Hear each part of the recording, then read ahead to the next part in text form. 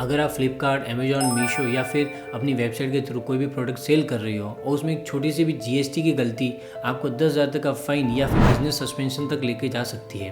आप सोच रहे होंगे कि आप सिर्फ बेचने का काम कर रहे हो तो इतना टेंशन क्यों। तो चलिए समझते हैं हर ई कॉमर्स सेलर के लिए जीएसटी का सच।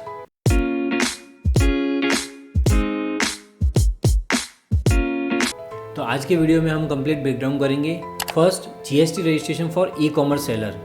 सेकेंड, टीसीएस क्या है, कैसे काम करता है। Third, filing requirements. फिर फोर्थ, कॉमन एरर्स क्या होते हैं।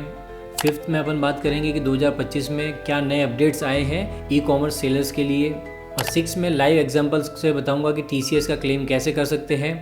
और सेवन, इसमें बेस्ट प्रैक्टिस आपको क्या करनी है जिससे जीएसटी के कंप्लायंस से आप स्मूथली निकल जाओ या फिर जीएसटी के कंप्लायंस आप स्मूथली मेंटेन कर सको। ये वीडियो थोड़ा लंबा हो सकता है, लेकिन ट्रस्ट मी, अगर आप एक सीरियस सेलर हो तो इस वीडियो को एंड तक जरूर देखना। ये आपके बिजनेस को बचाने का एक स्टेप हो सकता है। तो चलिए सबसे पहले बात करते हैं GST registration for e commerce seller. अगर आप ई कॉमर्स सेलर हो तो आपको पता ही होगा, या फिर आप एक ई कॉमर्स बिजनेस चालू करना चाहते हो तो आपको जीएसटी रजिस्ट्रेशन लेना मैंडेटरी है।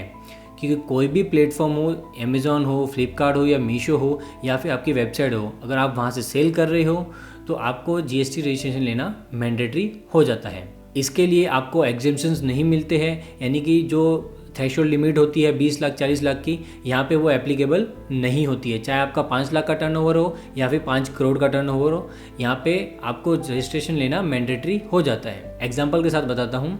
रमेश अपना हर मंथ 1 लाख रुपए का सेल्स करता है, यानी कि उसका साल भर का टर्नओवर हो गया 12 लाख रुपए। क्योंकि वो प्लेटफॉर्म बेस सप्लाई कर रहा है तो इसीलिए उसको जीएसटी लेना मैंडेटरी हो जाता है। लेकिन आपको कहीं पे एक्सेप्शंस मिलते हैं, यानी कि अगर आप सिर्फ और सिर्फ सर्विस बेच रहे हो और आपका 20 लाख से नीचे का टर्नओवर है तो आपको यहाँ पे रिलैक्सेशंस मिल जाता है, लेकिन वो भी सिर्फ B2C के केसेस में जो सर्टेन कंडीशंस के साथ में है। इसका जो CBIC का सर्कुलर है वो मैं डिस्क्रिप्शन में दे दूंगा for your reference. Next point के बारे में बात करते हैं, TCS, tax collected at source. ये TCS आपके ई कॉमर्स प्लेटफॉर्म जो होते हैं फ्लिपकार्ट, अमेजॉन, मीशो, ये सब आपका जो भी सेल करते हो आपका उसके ऊपर 1% का डिडक्शन करते हैं, यानी कि CGST 0.5%, SGST 0.5%। इसके हिसाब से ये आपके ऊपर एक TCS डिडक्ट करते हैं जो कि गवर्नमेंट को आपके बिहाफ पे करते हैं और वो आपके GST के अंदर आ जाता है, जो कि ये प्लेटफॉर्म्स मंथली गवर्नमेंट्स को पे करते हैं और ये आपके GSTR 2A में रिफ्लेक्ट करते हैं एज अ TCS क्रेडिट के रूप में। फिर आपको एक फॉर्म होता है GSTR 8 फॉर्म, वो पता होना चाहिए, जो ये ई कॉमर्स प्लेटफॉर्म्स होते हैं वो फाइल करते हैं, जिसके अंदर आपकी सेल्स और आपके TCS की डिटेल्स फाइल होती है। फिर नेक्स्ट आप सोच रहे हो कि जो TCS की क्रेडिट मिलती है उसको आप कैसे क्लेम करें, तो वो आप जब आपका GSTR का 3B रिटर्न फाइल करोगे तब वहाँ पे आप इसको एज अ क्रेडिट क्लेम कर सकते हो। नेक्स्ट थर्ड पॉइंट है return filing requirements. Return filing की रिक्वायरमेंट्स में 3 फॉर्म आपको हमेशा याद रखने होते हैं जो आपको रेगुलरली फाइल करने होते हैं। पहला है GSTR 1, दूसरा है GSTR 3B और तीसरा है GSTR 9। ये फॉर्म्स आपको रेगुलरली फाइल करने होते हैं। GSTR 1 जिसके अंदर आपकी सेल्स की सारी डिटेल्स जाती है और जिसकी ड्यू डेट हर महीने की नेक्स्ट मंथ की जो तारीख होती है 11 तारीख, उससे पहले आपको GSTR 1 फाइल करना होता है। GSTR 3B के अंदर आपकी टैक्स लाइबिलिटीज़ जो होती है वो आपको पे करनी होती है और वो आपके टर्नओवर के ऊपर बेस्ड करती है। उसकी ड्यू डेट 20, 22 से 24 तारीख ड्यू डेट्स हो सकती है। और GSTR 9 के अंदर आपका पूरा एनुअल रिटर्न फाइल होता है जिसकी ड्यू डेट 31 दिसंबर होती है नेक्स्ट फाइनेंशियल ईयर की। और GSTR 2A और 2B जो होते हैं उससे आप अपना ITC का रिकन्सिलेशन कर सकते हो।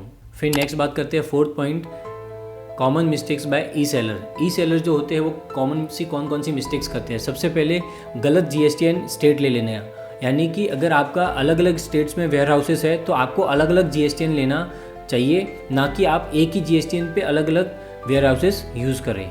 फिर दूसरी, आप TCS क्लेम करना भूल जाते हो। अगर TCS क्लेम करना भूल गए तो आपका पैसा वहाँ पे अटका रह जाएगा। तीसरी मिस्टेक, कंपोजिशन स्कीम में ई सेलर अप्लाई कर देते हैं कई बार। कंपोजिशन स्कीम ई सेलर के लिए नहीं होता है। चौथी मिस्टेक होती है GSTR 1 से और उनके पोर्टल से डेटा मिसमैच करना, यानी कि आपकी जो सेल्स पोर्टल पे दिखा रही है और GSTR 1 से मिसमैच है तो उससे आपको नोटिस आ सकते हैं। फिर पांचवी मेन मिस्टेक क्या करते हैं कि कई बार ई कॉमर्स सेलर सोचते हैं कि इस मंथ हमारी सेल नहीं हुई है तो इस बार हम पर GST रिटर्न फाइल नहीं करते, लेकिन आपकी सेल नहीं हुई है तब भी आपको अपना नील रिटर्न तो फाइल करना ही है। नेक्स्ट 5वें पॉइंट की बात करते हैं 2025 में जो ई कॉमर्स सेलर के लिए अपडेट आया है। सबसे पहला आया है ऑटोमेटेड पोर्टल लॉन्च हुआ है, जिसमें आप अपने TCS का डेटा अपने ई कॉमर्स प्लेटफॉर्म से रिकन्सिलेशन करके मैच कर सकते हो। इसके लिए जो रेफरल लिंक है वो मैं डिस्क्रिप्शन में दे दूंगा। फिर नेक्स्ट अपडेट है वेयर हाउस मैपिंग करना। अगर आपके पास मल्टीपल वेयर हाउस है तो आपको सारे वेयर हाउस अपने GST के साथ में मैपिंग करने कंपलसरी हो गए हैं। अगर आपने वेयर हाउसेस मैपिंग नहीं कर रखे हैं तो आपको नोटिस आ सकता है या फिर आपका वेयर हाउस सील हो सकता है। फिर नेक्स्ट अपडेट आया है फास्ट रिफंड प्रोसेस का। ये अभी अंडर रिव्यू है, यानी कि कई बार आपके जो गुड्स रिटर्न हो जाते हैं तो उसके अंदर जो आपका टैक्स अटक जाता है उसका भी रिफंड का प्रोसेस फास्ट करने का प्रोसेस टेस्ट फेज पे चालू हो गया है। नेक्स्ट पॉइंट है अपना छठा कि TCS का क्लेम कैसे करें। लाइव एग्जांपल से मैं आपको समझाता हूँ। अगर आपकी मंथली सेल 5 लाख रुपए हो रही है तो आपका TCS आपका प्लेटफॉर्म वाला 1% काटेगा, यानी कि 5,000 रुपये। तो ये 5,000 रुपये आपके 2A में रिफ्लेक्ट होंगे एज ए आपका TCS क्रेडिट, और जब आप अपना GST या 3B फाइल करेंगे तो वहाँ पे ये 5,000 रुपये as a credit, input credit के रूप में वहाँ पे दिखेंगे, तो आप वहाँ से इसको क्लेम कर सकते हो। कई बार क्या होता है कि ये क्रेडिट आपके पोर्टल पे रिफ्लेक्ट नहीं करती GST पोर्टल पे, तो उसके लिए आप GST पोर्टल पे ग्रीवेंस भी डाल सकते हो। इस ग्रीवेंस के लिए भी मैं रेफरल लिंक डिस्क्रिप्शन में दे दूंगा। फिर मेन 7वां पॉइंट बेस्ट प्रैक्टिस आपको क्या करनी चाहिए। सबसे पहले तो आपको मंथली रिकन्सिलिएशन करना चाहिए GSTR 1 से और आपके पोर्टल से जहाँ से आप सेल्स करते हो, और हर स्टेट का एक करेक्ट GST मेंटेन करो। TCS को टाइमली क्लेम कर लो, और अगर GST के कोई भी नोटिस आपको मिल जाती है तो 7 दिन के अंदर अंदर उसका रिप्लाई दे दो। और कभी एक्सपर्ट की ज़रूरत हो तो एक CA के साथ फाइलिंग करना ज़रूरी, जिसको ई कॉमर्स प्लेटफॉर्म का एक्सपीरियंस हो। GST में ई कॉमर्स बिजनेस सिंपल लगता है, लेकिन अगर आपने कंप्लायंस सही से फॉलो नहीं किए और उनको लाइटली लिया तो प्रॉब्लम हो सकती है। सही GSTN होना, टाइमली TCS क्लेम करना, एक्यूरेट फाइलिंग करना और रिकन्सिलिएशन करना, ये चारों पिलर होते हैं एक सक्सेसफुल ई कॉमर्स बिजनेस के। अगर आप Amazon, फ्लिपकार्ट, मीशो या फिर एक अपनी खुद की वेबसाइट के थ्रू सेल कर रहे हो और आपको GST के अंदर कोई भी परेशानी या दिक्कत आ रही हो तो आप मेरे से जुड़ सकते हैं, कमेंट में मुझे बता सकते हैं आपकी परेशानी, और चैनल को सब्सक्राइब करें, और आप पर्सनल कंसल्टेशंस भी ले सकते हैं। Thank you so much for watching me.